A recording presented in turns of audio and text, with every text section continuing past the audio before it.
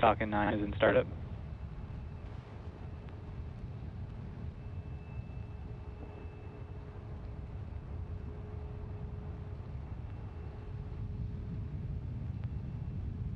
SpaceX launch director, go for launch.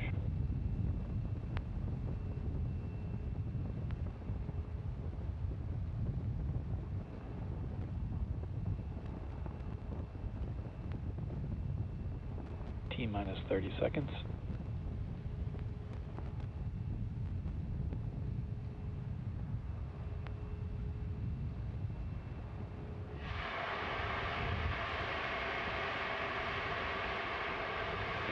Seconds.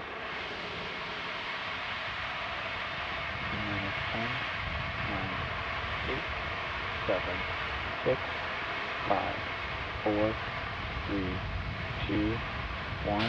Ignition and liftoff. Good start.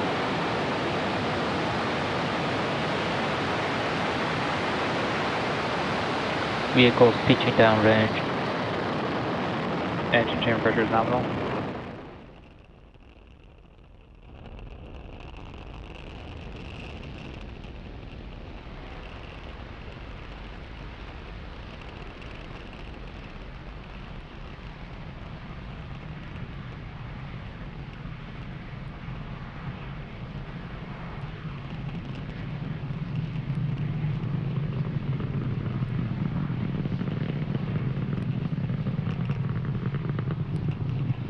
Power and telemetry nominal.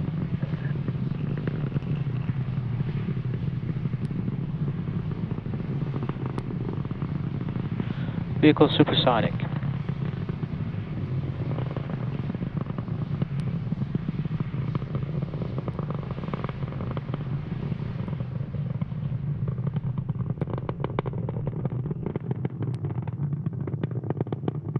Max Q.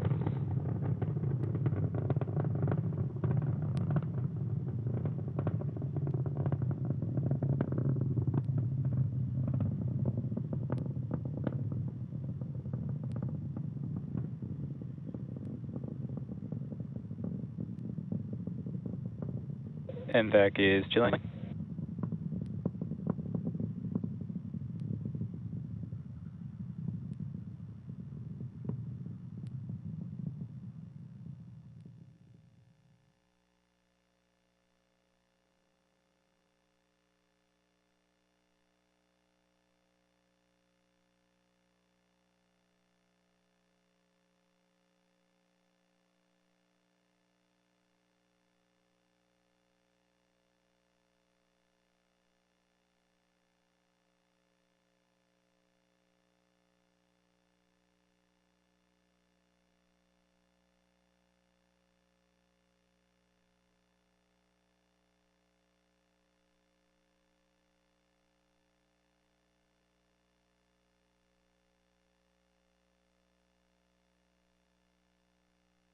MECO.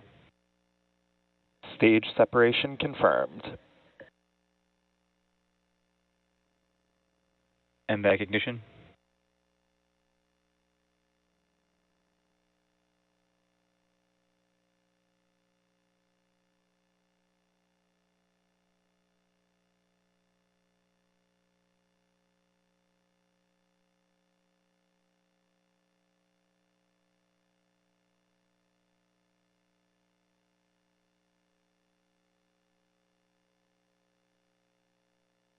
Fairing separation confirmed.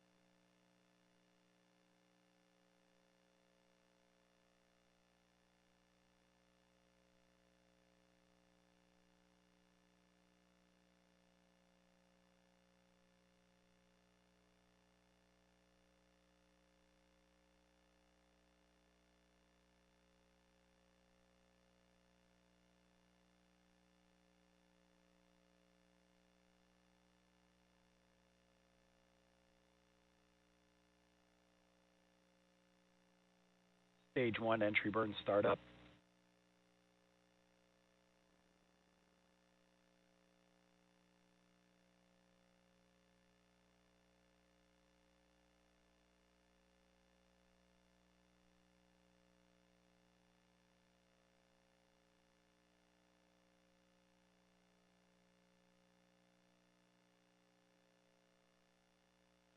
Stage 1 entry burn shutdown. Stage 1 FTS has safed.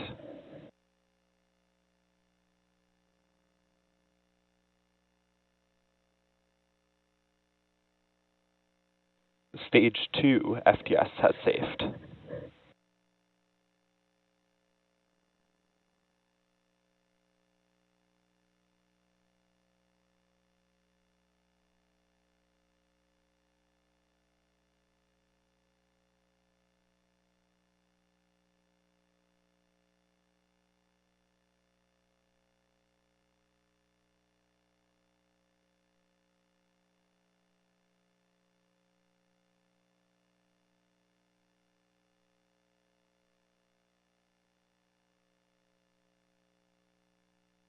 Stage 1 transonic.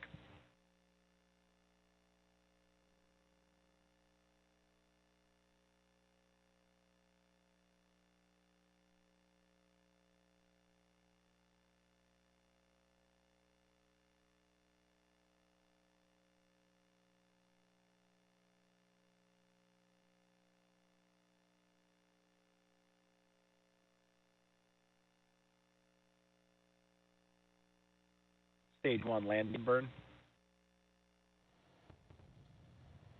Stage 2 terminal guidance. Stage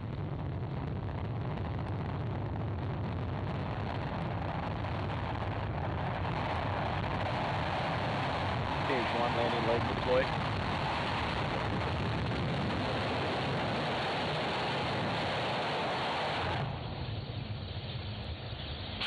Stage 1 landing confirmed.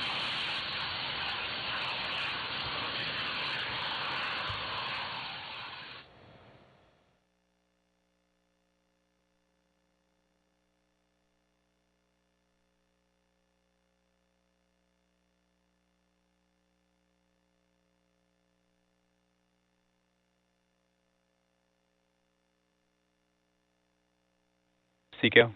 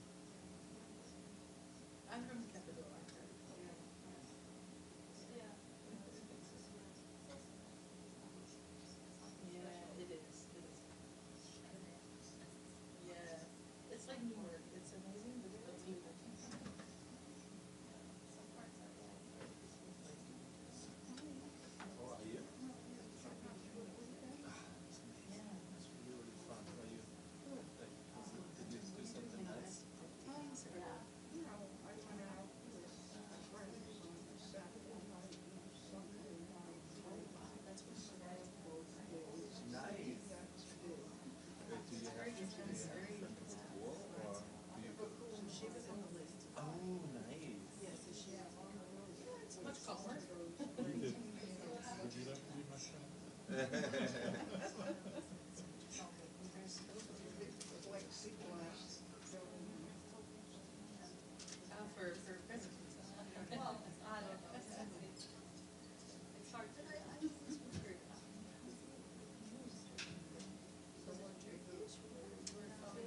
mean, like, I did work yesterday, so I didn't do much. But on the weekend before, I had a housewarming of a friend.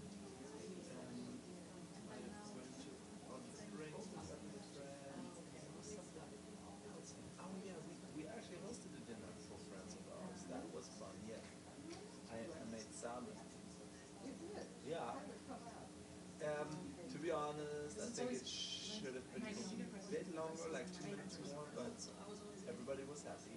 Things tasted good, so salmon. Yeah, right? The easiest. I didn't expect it to be. You did the right thing. That means you can eat more later. Yeah, and tomorrow I will go to the Trump and wait for the jury to come out.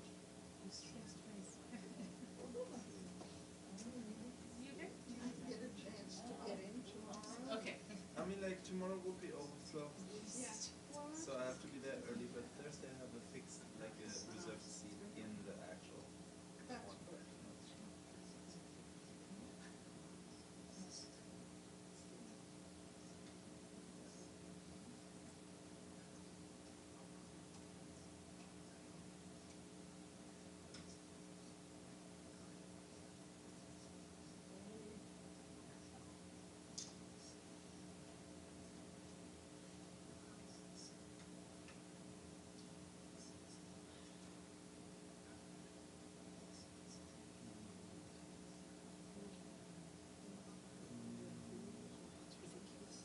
But you know what? Catherine and I decided what we do for our big winter trip. So that's half a year ago. In half a year, we will go to Ivory Coast, Ghana, and I don't know how to pronounce this. Sao Tome. Yeah. Yeah. Yeah, I'm so excited. We'll be really.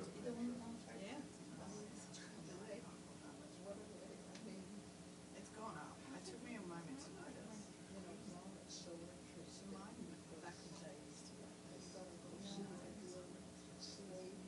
Yes, the Gold Coast. Yes, right. And then they have some German colonial history as well in the east. I know Togo is the land next to Ghana, but like there is a part of Ghana which is called Togoland, or it was called Togoland from German colonialism. And that's also a part which is obviously culturally very interesting. Yeah, I'm very excited about this. And the good thing is we found a flight via Casablanca, where we have 14 hours in Casablanca.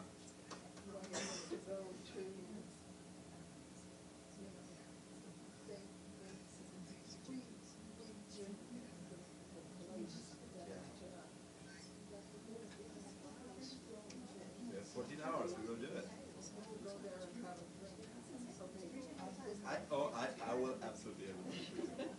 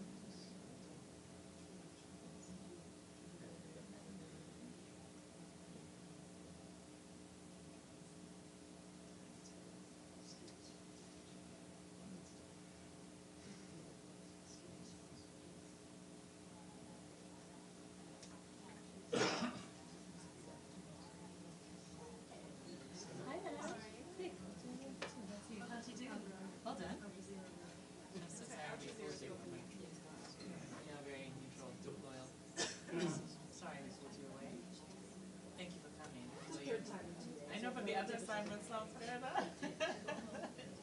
What's your other assignment? Outside.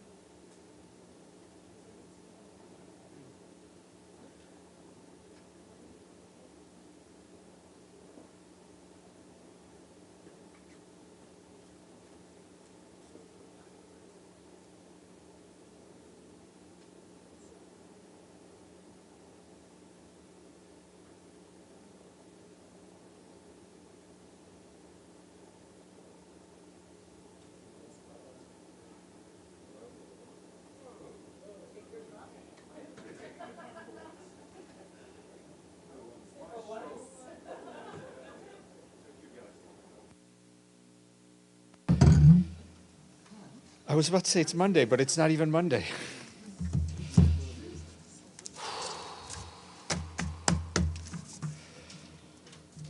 All right. I have a few things to share with you. And then our colleague and friend Juliet Tuma will have a few more things to share with you from about UNRWA and what's going on in Gaza, and she'll be briefing you from Jordan.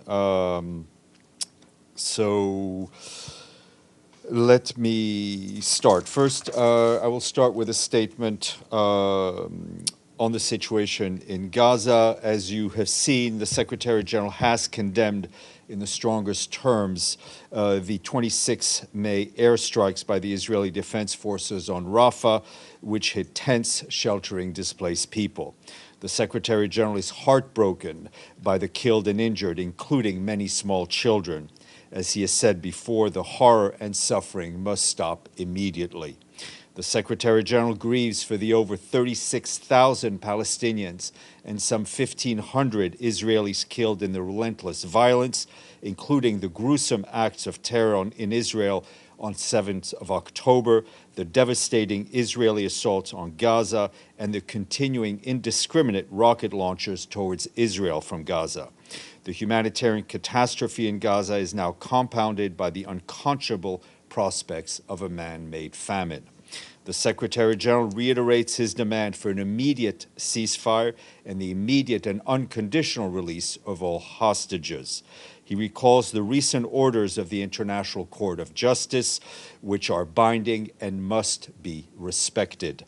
The Secretary General calls on the Israeli authorities to allow and facilitate and enable the immediate, safe, and unhindered delivery of all humanitarian supplies and assistance to those in need, and all crossing points must be open in line with Security Council Resolution 2720. Humanitarian organizations must have full, rapid, safe, and unhindered humanitarian access to reach all civilians in need across Gaza in line with Resolution 2712. We must work expeditiously to restore security, dignity, and hope for all of the affected population. This will require urgent efforts to support and strengthen the new Palestinian government and its institutions, including for preparing the Palestinian Authority to reassume its responsibilities in Gaza. We must also move forward with tangible and irreversible steps to create a political horizon.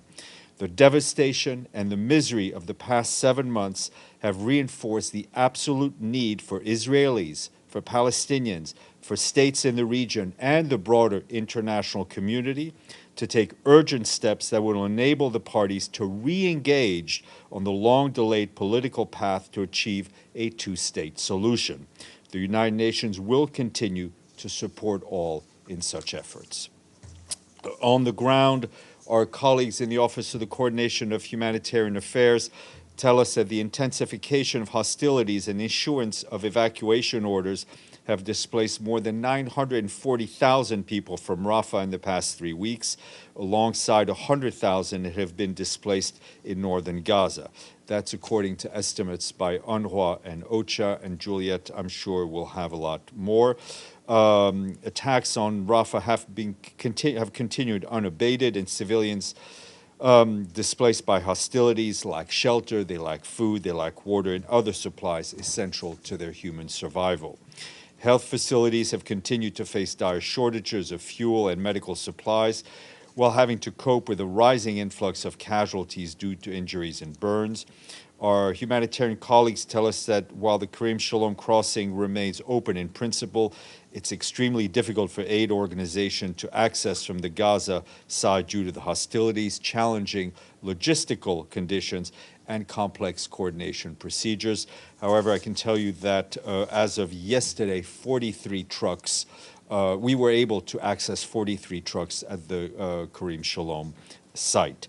In addition, access constraints continue to hamper the delivery of life-saving humanitarian aid inside Gaza.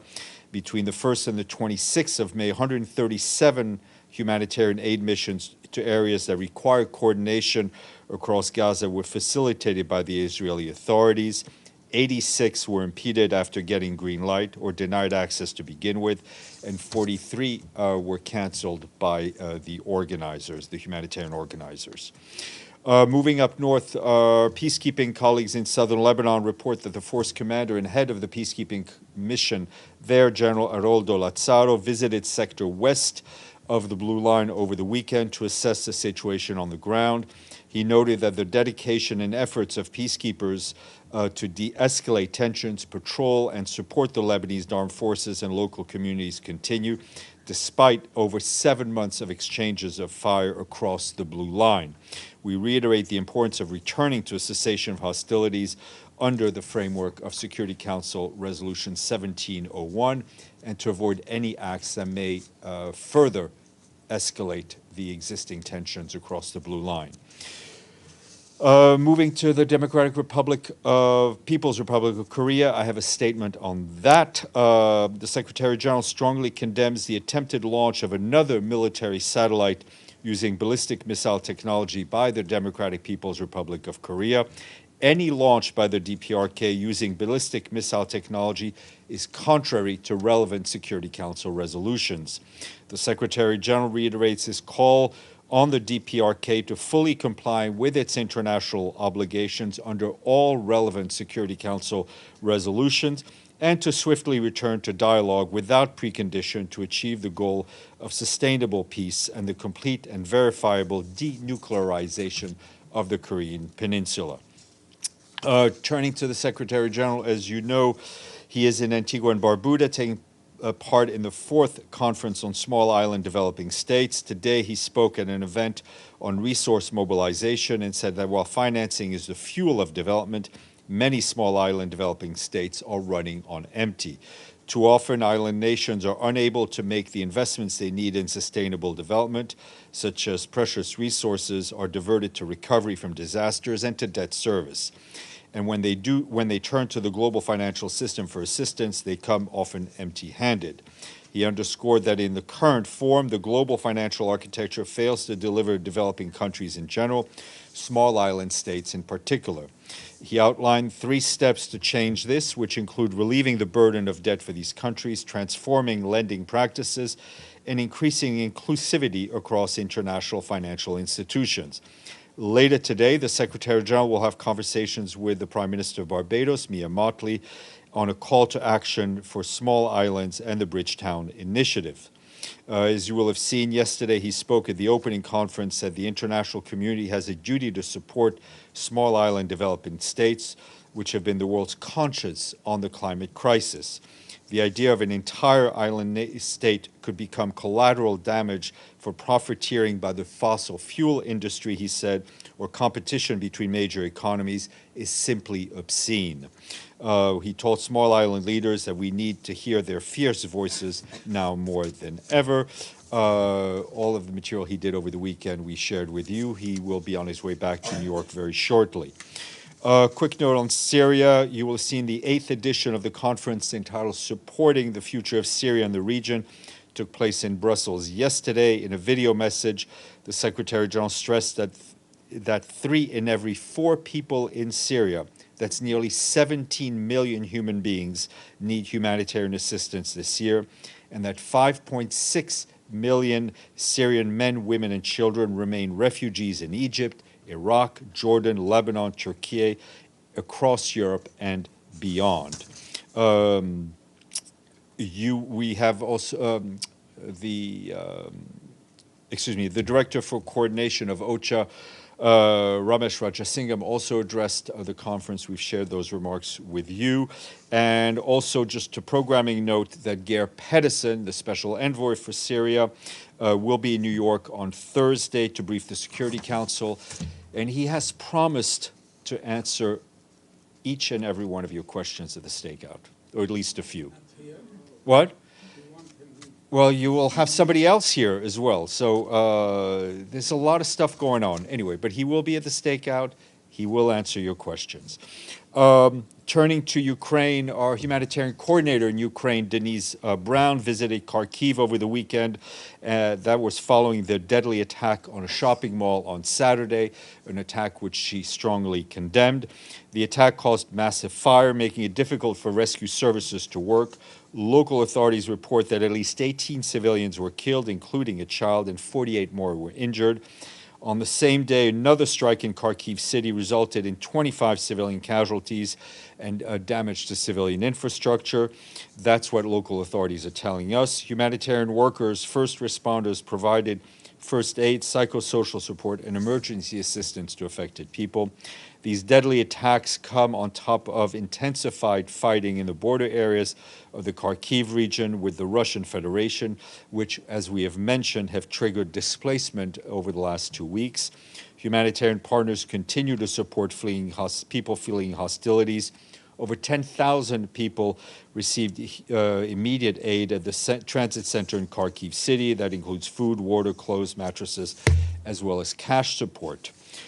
Turning to a humanitarian disaster in the Pacific, and that's in Papua New Guinea. You will have seen that over the weekend, the Secretary General expresses deep sadness at the reported loss of hundreds of lives in a massive landslide in Papua New Guinea. He extended his heartfelt condolences to the families and the victims and expressed his solidarity with the people and government of Papua New Guinea. We, along with our partners, are supporting the government's response efforts and stand ready to do more. The government has requested international assistance, and we are coordinating the response efforts of all partners on the ground. Immediate needs include clean water, food, clothing, shelter items, kitchen utensils, medicine, and hygiene kits.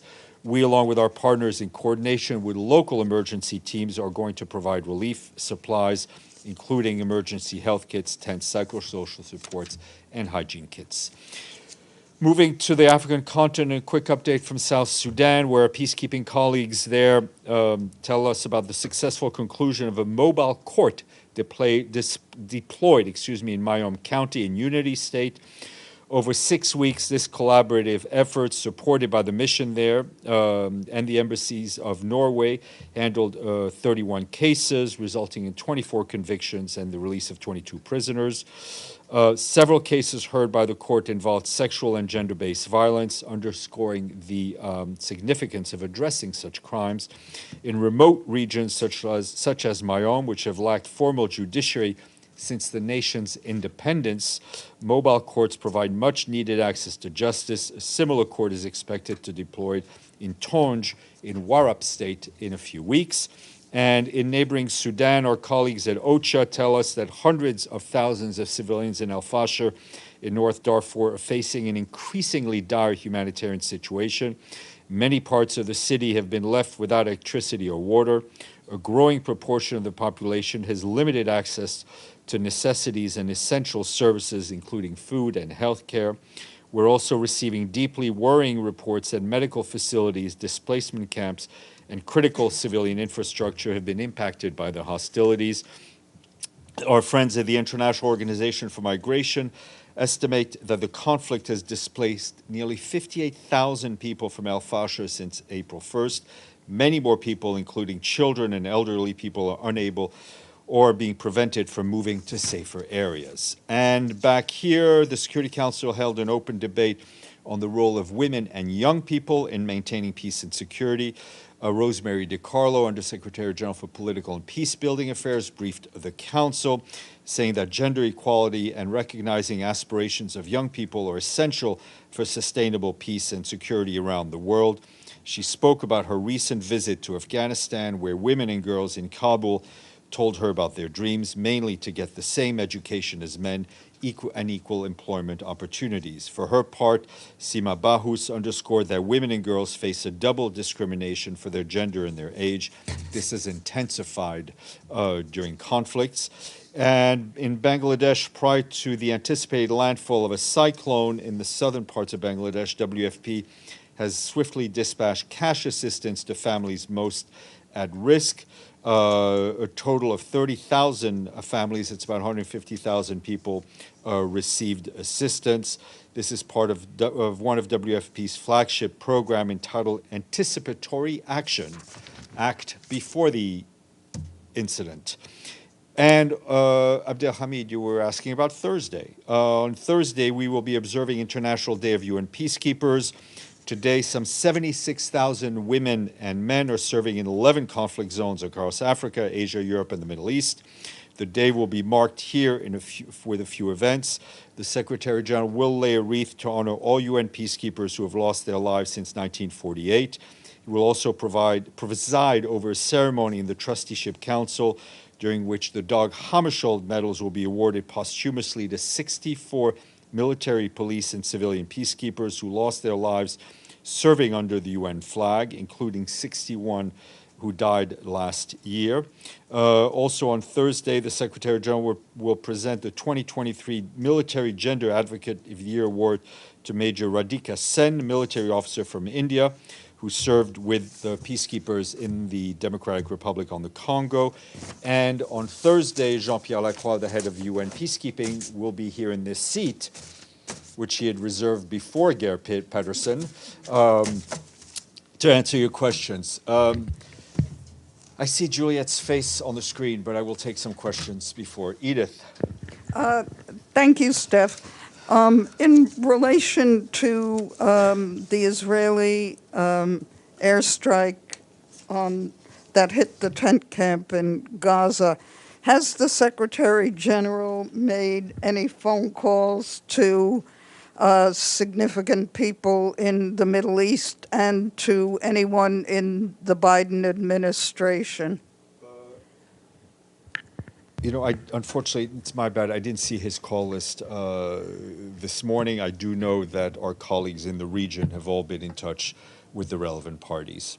And as a follow-up to what you said about the Secretary General's appeal to have the Palestinian Authority restored to power in Gaza. What specifically is the United Nations doing to try and make this happen? Well, this will have, I mean, at some point, this conflict will end. We hope it'll end sooner rather than later. And there will be at some point a need for the Palestinian Authority to return to Gaza. And frankly, the issue of political reconciliation within the Palestinian Authority and the Palestinian lands is something we have been working on for quite some time. And part of that is doing whatever we can to support and help capacity build the Palestinian institutions. Amélie, then Benno. Thanks, Steph. You mentioned the ICJ ruling and the fact that it is binding, but obviously it's been ignored. It's not the first time in high-profile ruling, like for Ukraine. How worried is the Secretary General that it could become a habit from member states to disregard the rulings of the ICJ, and how does that undermine the credibility of the top UN court? I think you're stating facts, right?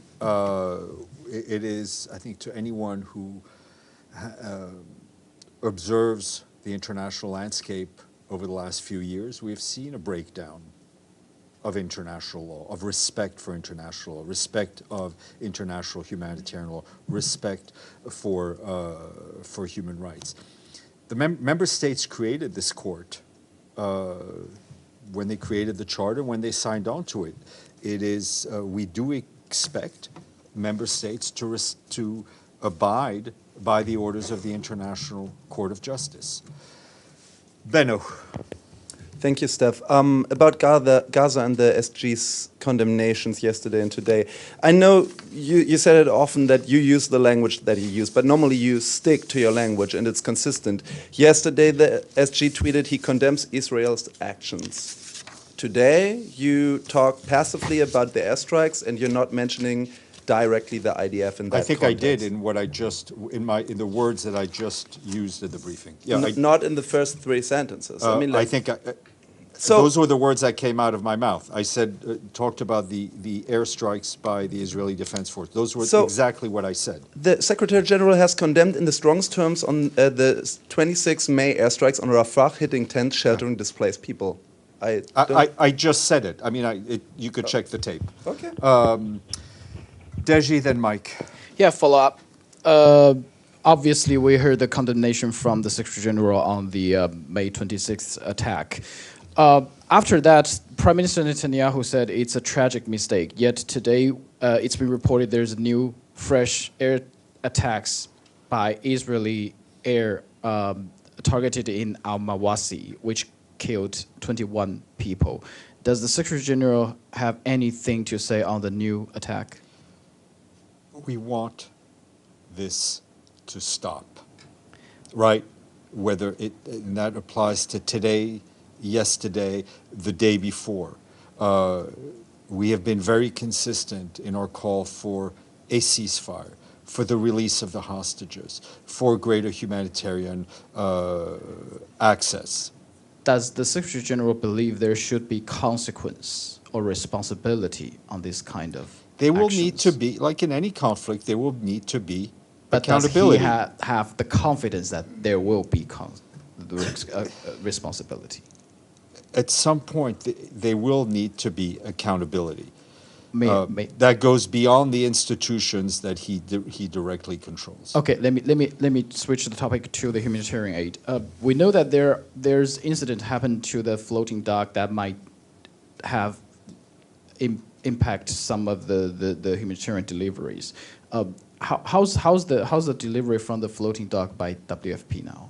I didn't get an update today, but again, I mean, I think it shows what we're extremely grateful for the U.S. having built this floating pier, which is an additional route. It cannot replace opening up of all the crossings, and we see it. I mean, you saw the vulnerability not only in terms of security but in terms of safety having to do with this. So, just repeating what we've already said. Then back to my question I have asked. $320 million for a floating dock that operates less than 2 weeks and need to be repaired. Do you think there should be a better way to spend those money? Look, I know those it's are not for us. UN money. It's not the UN's. I know it's not the UN's money. If it brought in, and I think the last number I had at the end of last week was 97 trucks that went in. That's 97 trucks of aid that people will receive, right? More than they would have received if the floating dock had not been created. But it's just it's just a small add to what we actually need. Mike. So just to be clear, the Secretary General is calling for the removal of Hamas from power in Gaza. Is that correct? What the Secretary General has called for, and this goes back before, is for a return of the Palestinian Authority to Gaza. Has the UN run that proposition by Hamas?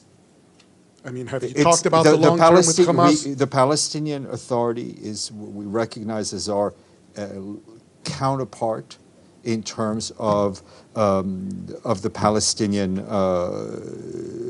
Palestinian people, and I think the Secretary General's position is well known to all. In terms of the capacity building, the institutional building, the UN has used those phrases. The U.S. has used those phrases. They're very general, very abstract. What does that mean in practice in getting the Palestinian Authority actually prepared to resume That means responsibility? offering the help that they ask for, that they need in terms What have they been asking for? of assistance in terms of line assistance to line ministries, whatever we can help with. It also means that the Israeli government should ensure that the tax receipts they collect on behalf of the Palestinian Authority should be turned over to the Palestinian Authority. And I can give you more details on those kind of granular capacity building. Thank you. Margaret Bashir. Sorry, Michelle.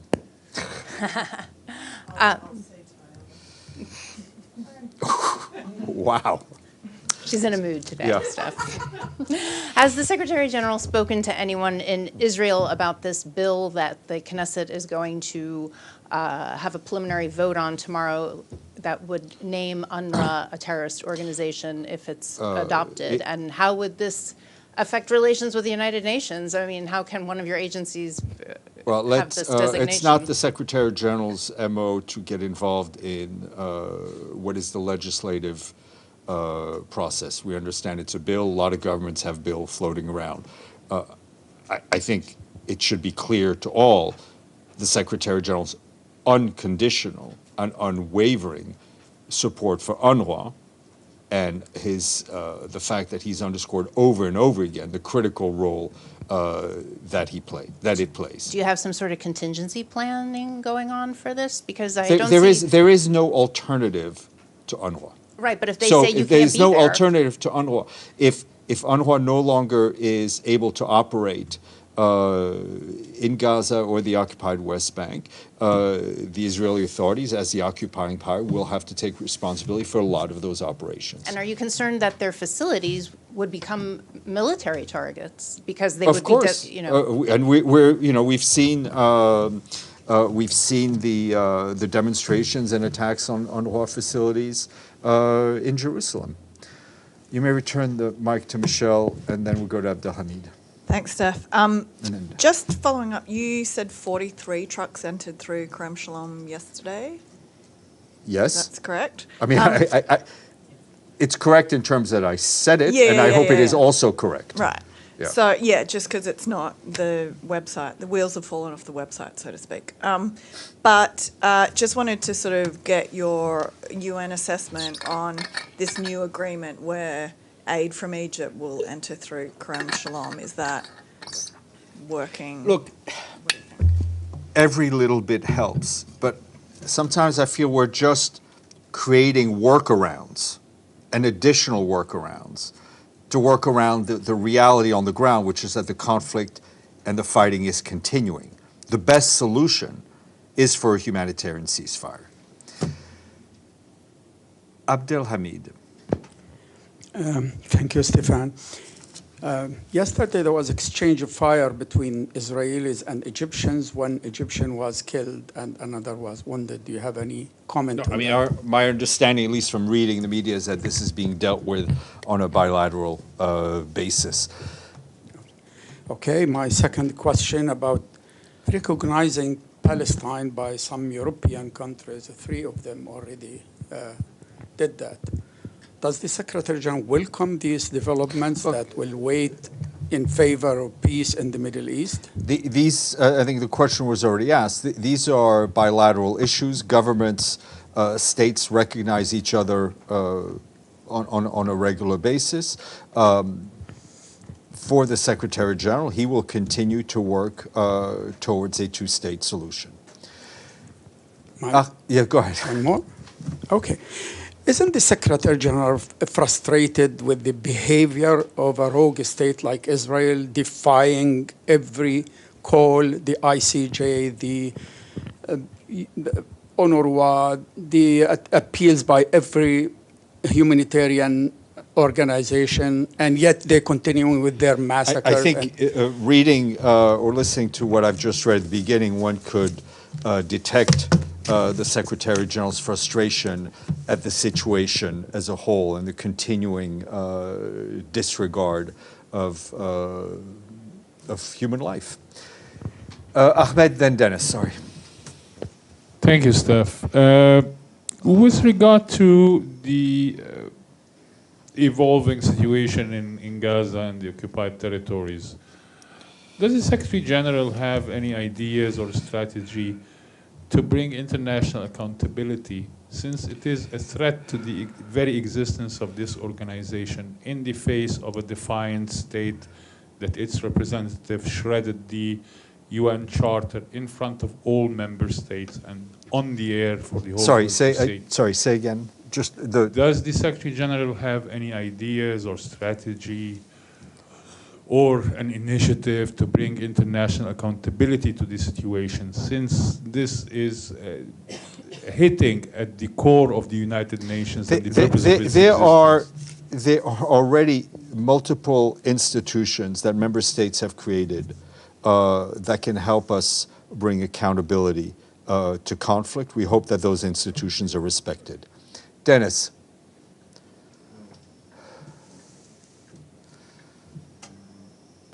I want to ask about a different topic. So on Monday, Minister of Foreign Affairs of Russia, Sergei Lavrov, told that Taliban represents real power in Afghanistan and their possible exclusion from list of terrorist organizations reflects recognition of reality. So does UNSG think that the time has come to change the course of relation with de facto Afghan authorities, considering the fact that sanctions affect the social economic situation in Afghanistan? Look, we continue on the same path in terms of Afghanistan, which is engaging with the de facto authorities because they are the de facto authorities in Afghanistan. We also continue to push them constantly and continuously on the issue of the rights of women and girls, which are their rights to have, which they are being denied on a daily basis, almost across the board. We continue to push for greater humanitarian assistance to the people of Afghanistan who have suffered and who continue to suffer. The Secretary General, as you will recall, we've invited envoys on Afghanistan to attend a meeting in Doha at the end of this month in order to bring some clarity and consistency to the way the world deals with the situation in Afghanistan while continuing to put human rights of women and girls at the forefront. Okay. All right. I won't ask twice. Sorry? I think 29th June, May. Nabil, then we'll go to Juliet, who's eager to speak to you. Yeah, maybe quick question, yeah. Maybe answer. Has the SG had any contact with Mr. Donald Trump or his campaign? No. On that note, Juliet,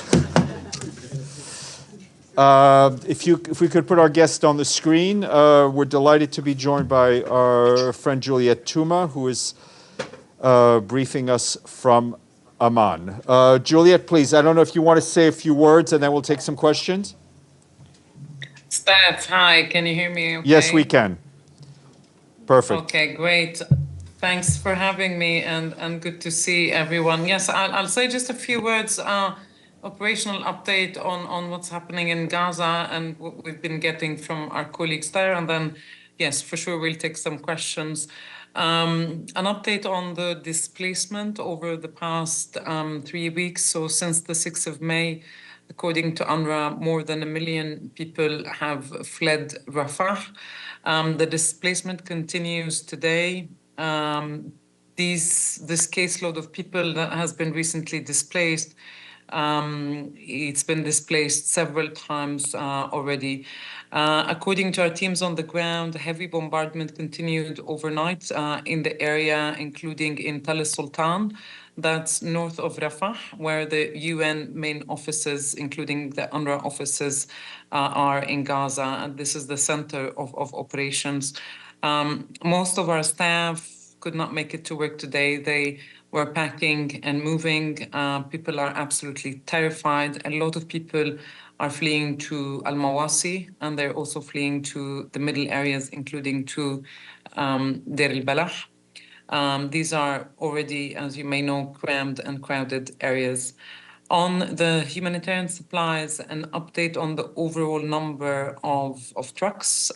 Just over 200 trucks with humanitarian supplies have been picked up in the last 3 weeks.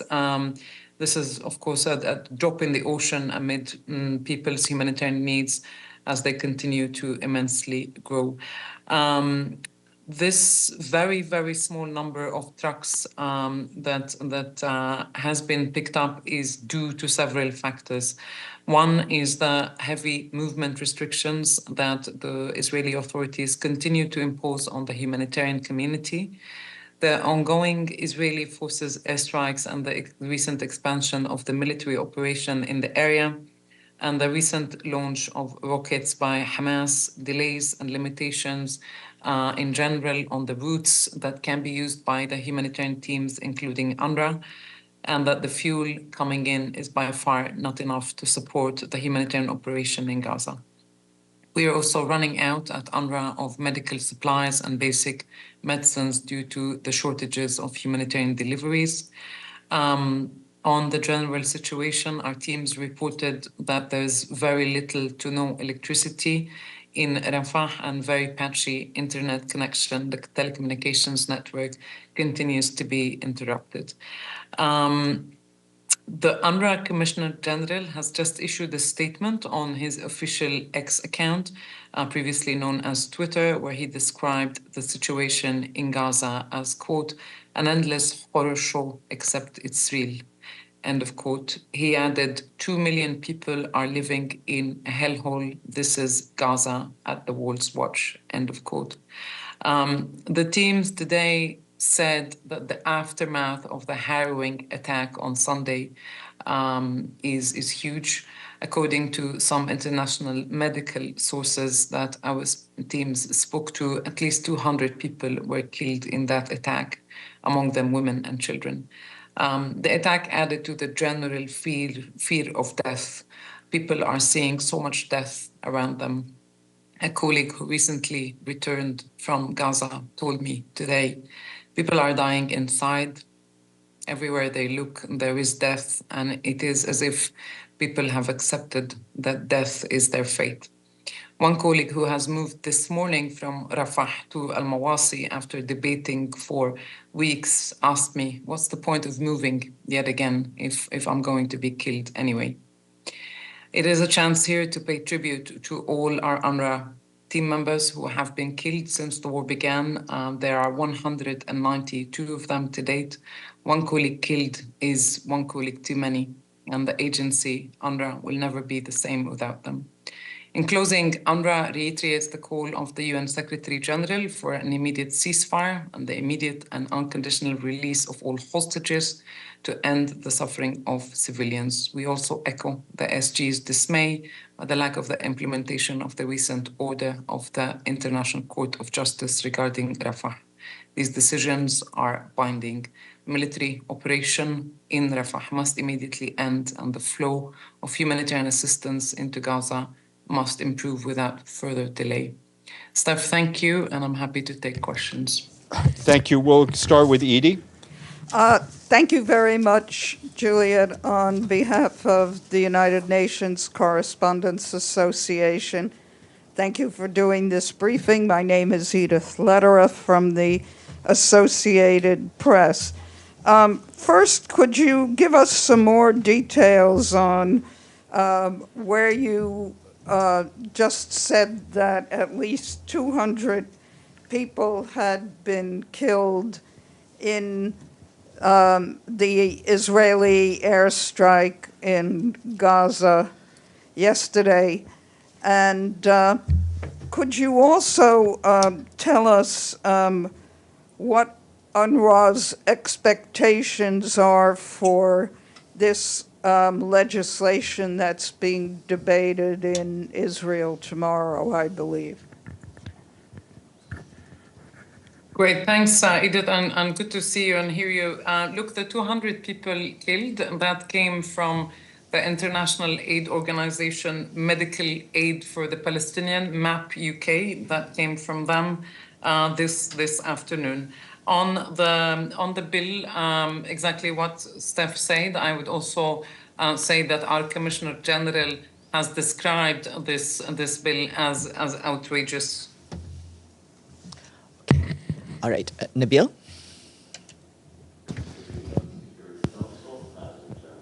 Hi, Juliet. This is Nabil Abisab, Al Arabi TV station correspondent.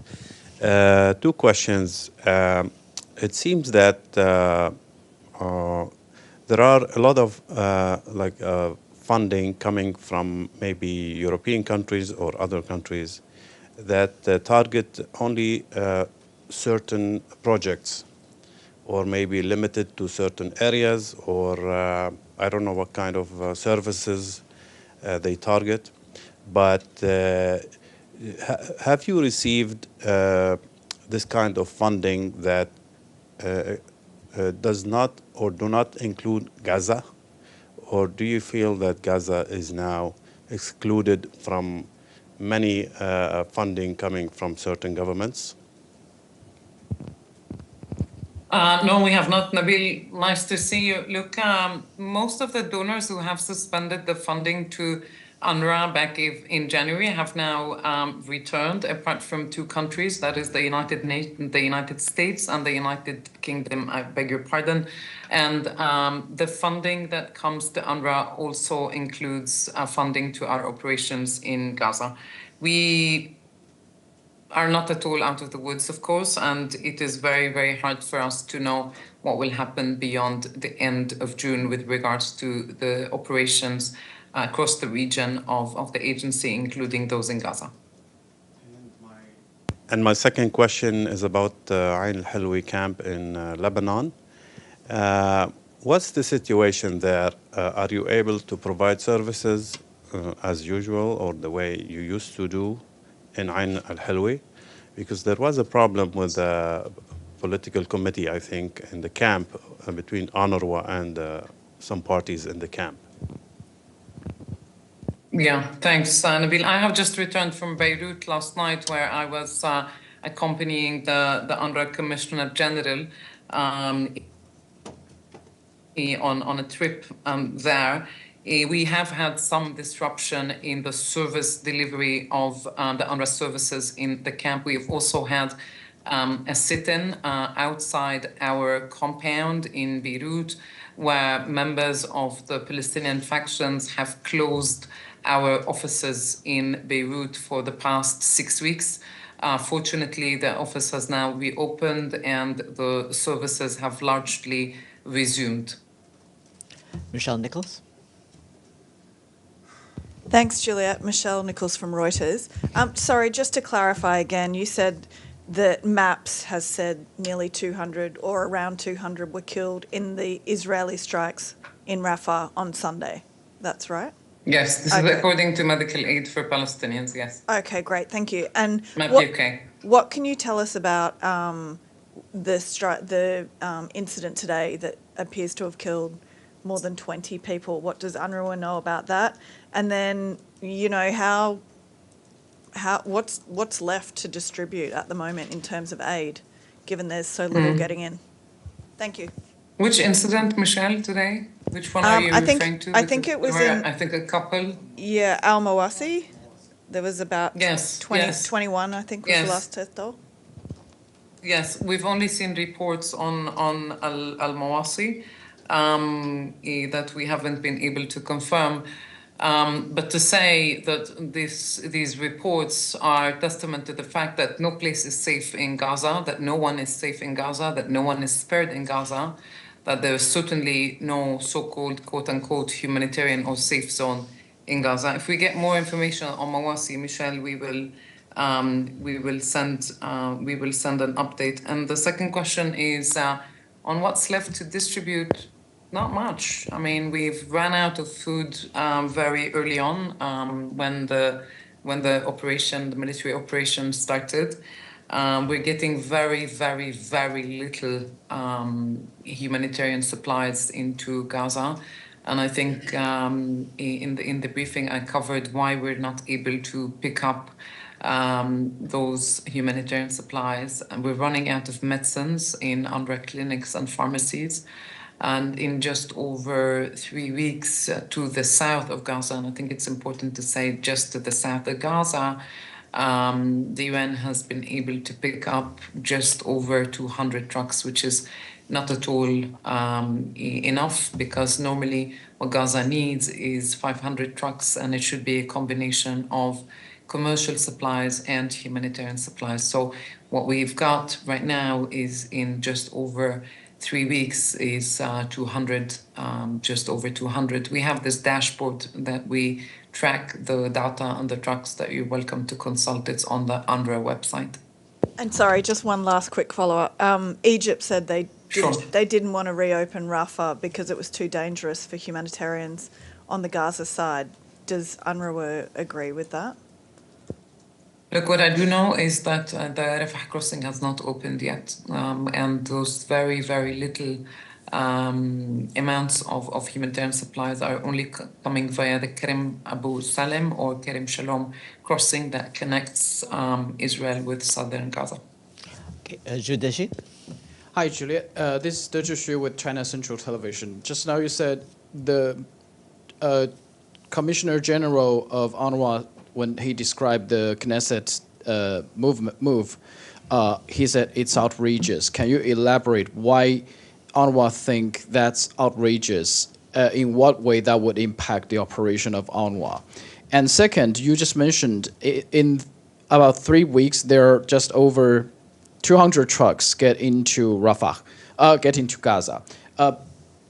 The UNRWA has already suspended its operation in Rafah's area. Do you feel like there might be more suspensions for UNRWA on its humanitarian operations? Thank you. Okay, thanks. Good to see you again. Look, we have not suspended our operations, just to be accurate. We have suspended the food distribution in southern Gaza because we simply ran out of stuff to give out to people, food stuff, right? But we have continued our operations. Our operations are ongoing. We continue to provide primary health care as one example to the communities in need. We have opened mobile clinics in places like Al-Mawasi, also to respond to the needs of the population in that area. So we have not suspended our operations. What we are saying, however, is that the humanitarian space is shrinking by the hour, by the day, because of all these restrictions that are imposed on the humanitarian community. On the Commissioner General describing the decision outrageous is because this is the last straw in a series of accusations, allegations, outrageous in that sense, against the agency, which is the beating heart and the backbone of the humanitarian operation in Gaza, which is an agency that has been for more than 7 decades providing human development services to one of the most deprived communities in the world right now, the Palestine refugees. So this is why he called it outrageous. And I can send you also the transcript from the briefing, the press briefing that he did in Beirut yesterday. There's also a video I can send to the colleagues in the spokesperson's office if you'd like to know more. Thank you very much. Abdulhamid Sam. Thank you, Juliet. This is Abdulhamid Siam of the Arabic daily Al-Quds Al-Arabi. First, if you can tell us more about the situation in Jabalia refugee camps. Do you have people there trying to distribute anything? And if you can give us more details about the latest development in Jabalia refugee camp. Okay, thanks, Abdul Hamid, and good to see you as ever. Look, the latest that we have on Jabalia is that since the 6th of May, when there was also further expansion of the Israeli military operation in the area, is that there's give or take 100,000 people who were forced to be displaced in Jabalia. And UNRWA has teams everywhere across the Gaza Strip, including in Jabalia camp, but obviously with the recent expansion of the military operation, the restrictions and ability for our staff to deliver humanitarian assistance in the area is very, very limited, and we also have very little supplies humanitarian supplies that come into northern Gaza. You see the Israeli authorities have banned UNRWA in March from sending humanitarian convoys to northern Gaza. The last time that UNRWA was able itself to deliver a humanitarian convoy with food to Gaza was on the 29th of January. That was 4 months ago. Thank you. Regarding the countries that resumed funding for UNRWA, you said just only 2 did not resume, the UK and the US. How did you manage with is there big deficit now in the budget? Can you sustain yourself to the end of the year, or still large shortages in the budget? We're only able so far to operate until the end of June. It is very, very difficult for us to have any forecast on what's going to happen beyond the end of June. Taking into account that 14 countries resume funding, that means they didn't believe in the allegations. So the allegations Israel launched against UNRWA had been proven untrue, yet Israel is going too far to declare UNRWA as a terrorist organization. Can you talk about this paradox? What is the question, Abdulhamid? The question, as many, the world is believing that UNRWA is innocent of all these allegations, yet Israel is going too far to accuse UNRWA of being a terrorist organization. Can you address this dichotomy? I think you need to ask the member states and the donors why they have resumed their funding to UNRWA. That's a question that you need to ask the donor countries. I also take a chance to say that there were several countries who have come forward who have not been donors to the agency before. That also includes countries from the region, like most recently Iraq and Algeria. And we've also seen huge global solidarity from individuals from around the world that came forward in support of UNRWA. So only since the war began, we have received over $120 million from private donors and individuals. Okay, Kristen Salome. Thank you. Kristen from Al Jazeera English. You mentioned an UNRWA facility was struck over the weekend. Can you give more details on that? And given what's happening in the Knesset, do you feel like UNRWA is being directly targeted by Israel? Can you tell us like what was in that facility? Was it being used? And how many facilities have been hit in the last week maybe or month? Yes, thanks so much. I'm not sure I said that another facility was hit on the weekend. I think what I referred to is the attack that happened on Sunday that was quite close to an UNRWA facility. And that is the logistics base that UNRWA has in the area. So the facility was not hit on Sunday. But just to answer your question on the number of facilities that have been hit since the beginning of the war, it's over 160 facilities of UNRWA that have been hit since the war began. Some were directly hit, some were hit more than once, and overall there have been over 450 people who were killed. They were sheltering in UNRWA facilities when these hits have taken place. On the Knesset bill, like I said, this is the last straw, the last attempt in a number of attempts over the past months to dismantle UNRWA. UNRWA is the backbone of the humanitarian operation in Gaza, and it provides human development services to Palestine refugees around the region, including over 500,000 boys and girls that go to UNRWA schools. Okay.